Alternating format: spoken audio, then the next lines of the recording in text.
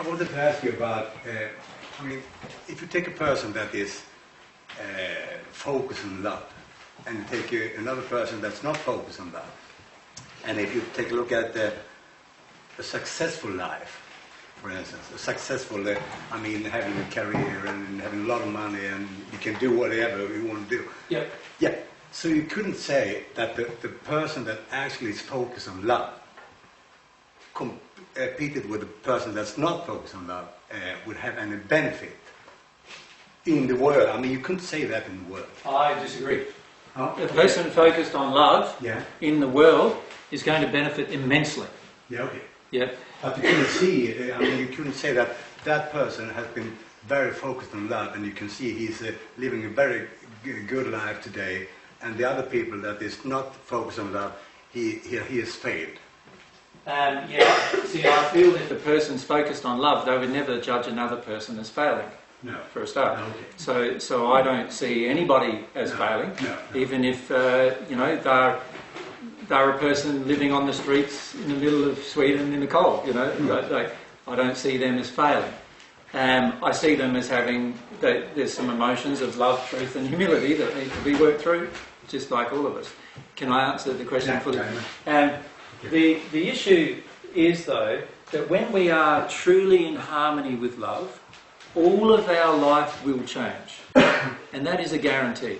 It will all change, and we will become more and more and more successful if it truthfully changes, if our heart changes.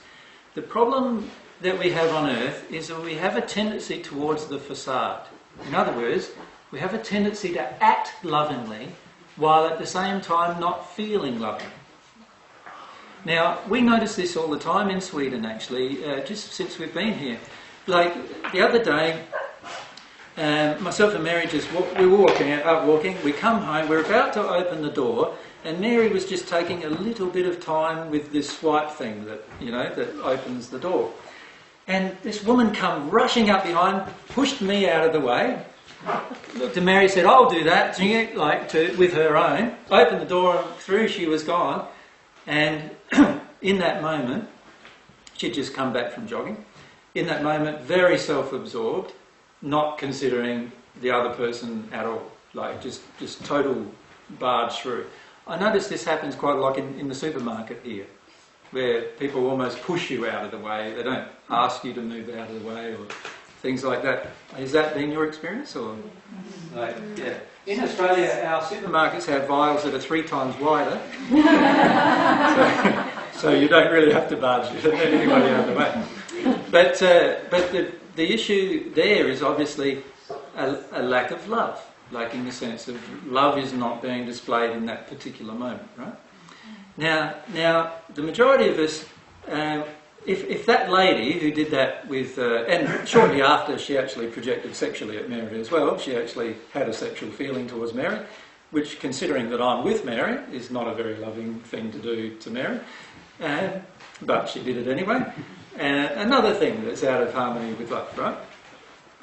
And if you look at that situation, you could go, okay, there's a woman acting like we've only spent 15 seconds in her company, and already there's 2 or 3 things out of harmony with love, like that the person's done.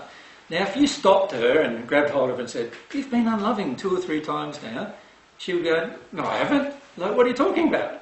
She would never agree with that statement, and possibly for many years to come won't agree that she was loving in that particular unloving in that particular situation.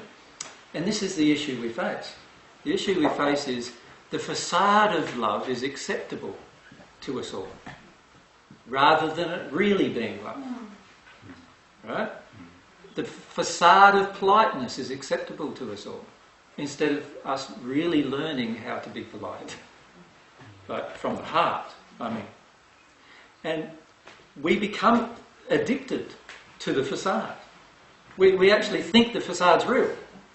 We believe I'm loving even when I'm not, you see. And this is where we're out of humility now, we're out of truth now, and we're now loving the facade because it's easier than to actually change inside. Now, what I'm proposing to people is that to actually become more loving, something's got to change inside. inside the heart, something's got to change. Not an action. You don't have to change your actions, you have to change the heart. Because if you change the heart, the actions change automatically. If I change the cause, the effect is my actions will change automatically.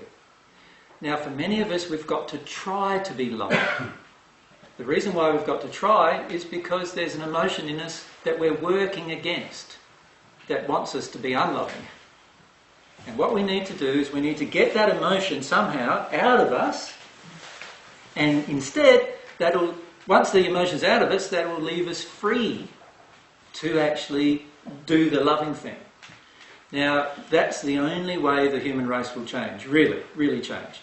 We can act a facade, like put on a face of love, but unfortunately it's not going to be permanent, and as soon as any stress comes along, or any tricky situation comes along, or any violence comes along, or any other thing like that is stressful to us individually comes along, we will automatically revert to the animal. We'll automatically revert to the unloving proposition. And that's the thing we face. If we change what's inside of us, get that out, there's nothing to revert to other than love. We will always revert to love, no matter how violent anyone is with us, no matter how attacking they are, no matter how friendly or terrible they are to us. We will act in a loving manner in each situation and circumstance. Yeah? Yeah?